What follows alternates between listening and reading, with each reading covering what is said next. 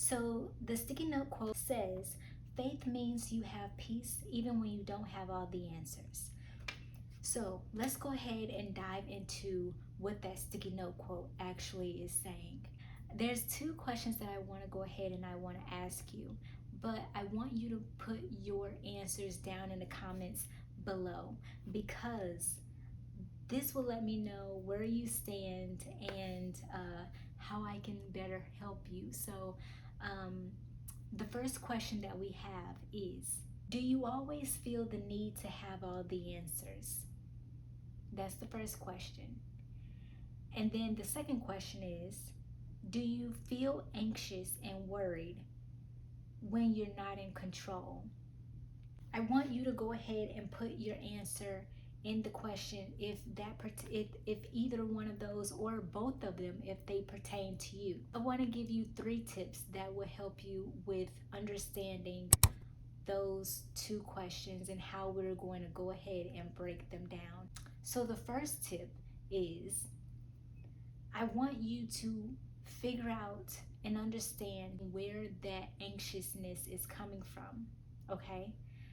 Because one thing I know is that everything stems from something that has happened, whether it was in your childhood or if it's a previous situation that has happened, an event that happened in your life, but it's something that is in your past that is now coming up in a different form into your future because you have not necessarily dealt with it properly in your past. Go ahead and write it down and talk to God about it so that He's able to help you through it, so that He's able to reveal it to you as to what it may be, what may be going on in your life that you haven't dealt with properly yet.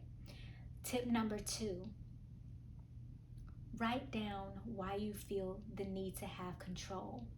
So when you feel like you have to have control, you are essentially saying that you don't need God, that you can go ahead and you can do it on your own. You just don't need His help. And you're probably saying, and also what I'm receiving from that is that you don't trust God. And you're probably like, Janelle, but I do trust God. What are you talking about? Well, if you really trust Him, then you will give Him full control. Answer this question. Why do you feel like you need to have control? Why do you feel like you need to keep control over your situation when you know you cannot take care of it by yourself? You cannot do it on your own. You cannot get through it on your own, but yet you are still trying to put in your strength, using your own human strength for this situation to work out in your favor. It's not going to happen. I'm going to tell you, you're going to fail at it. Why? Because you're trying to do it on your own instead of giving over the control for God to help you through it.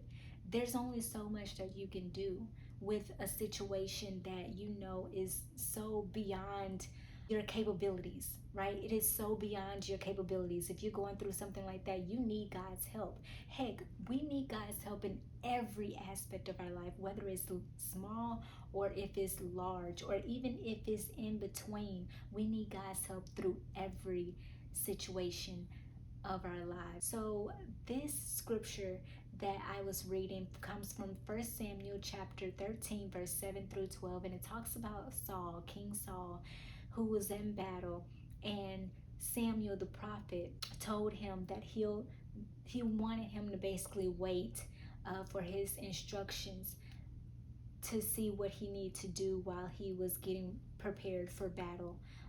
Instead of King Saul waiting on Samuel to come back to him because he was taking too long, Saul took matters into his own hands. And one, he did not, he disobeyed, right? He disobeyed God's orders. Basically, this is what Samuel did. Samuel is a prophet. He received, you know, his knowledge and wisdom from God, and God spoke through Samuel in order to speak to Saul. So therefore, when King Saul disobeyed Samuel, he also disobeyed God. So that was one thing that King Saul did. He disobeyed God, and then also he did not include God in his need for help. He did not call on God and pray to him and ask him for help. So therefore, he decided to take matters into his own hands, and he messed everything up. Samuel came back. He was like, "What have you done?" And then by that time, God was like, "I take my hands off of Saul. I take my spirit away from Saul. And Samuel, it's time for you to leave Saul and go find another king." So I bring all of that up because I don't want you to get to a point where you feel the need that you can do these things without God in your life to help you through every scenario, every situation. I don't want you to feel like you can do it on your own, because you can only get so far. And then you'll get to a point where you hit a roadblock and you're not able to keep moving forward, and would you don't have anywhere else to go. You don't have anyone else to lean on that can be able to help you accept God. So instead of waiting to the last minute and where you hit a dead end, why don't you go ahead and give it all to God and trust him. Trust him. And I know that it's hard, I know that it's difficult, but I want you to trust him. I want you to rely on him. I want you, and that's going to take time. I understand it. I know that is better said than done, but it can be done. All you have to do is just pray. All you have to do is put action behind it. Prayer is action. It is you putting forth action in trusting and having faith and believing in God and his ability to be able to help you through the situation. And I pray that you are able to do that. I pray that you go ahead and you put it into action, what is going on in your life, so that God can help you through it. Tip number 3 is wait on the Lord.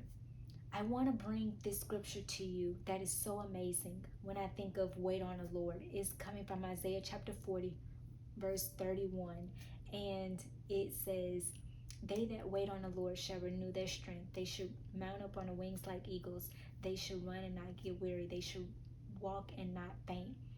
I want you to stand on that scripture. I want you to write it down, because this is something that is going to help you in knowing that when you wait, you get strength. Kind of sounds weird, right? That if I wait, I receive strength. Yes, you will, because you're not doing it in your own strength. When you're trying to move from point A to point B, and you have this valley that you are going through, you have this huge obstacle that's in front of you and you have no idea how to get past it, God is going to help you through that. He is going to give you the strength that you need. See, when your little human strength is gone and it has withered away because it only lasts for so long, you have the strength of the Lord that is coming within you to help you to move forward when you feel like you're weak, when you feel like you can't move on, can't go any further. God's strength is there to pick you up when you fall. His strength is there to help you to keep moving forward in the right direction, to give you that boost, to give you that energy that you need. So I encourage you to wait on the Lord, and this also sounds like it's better said than done, but I'm telling you, when you wait on the Lord, when you pray, when you seek his guidance, when you seek his help, then he will be there with you every step of the way. He says in his word, "Seek first his kingdom and his righteousness, and everything else will be added." All you have to do is just trust him. All you have to do is just lean wholeheartedly into him. All you have to do is seek him first. When you get your eyes on him, when you seek him first, then there's nothing that you have to worry about. Everything else will be added. Everything else will be taken care of. But all you have to do is just stay connected to him. That's all you have to do, is just stay connected to him at all times. So I want to go ahead and leave you with this affirmation, leave you with this this scripture for today.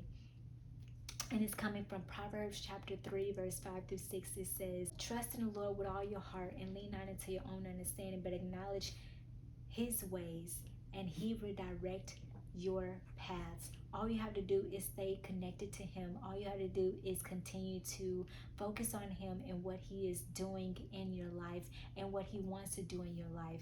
I pray that you receive something from this message. I pray that you take it in, that you write everything down, that you begin your journey, your journaling journey with God in this season of your life. And I cannot wait to talk with you guys soon. Until then, bye.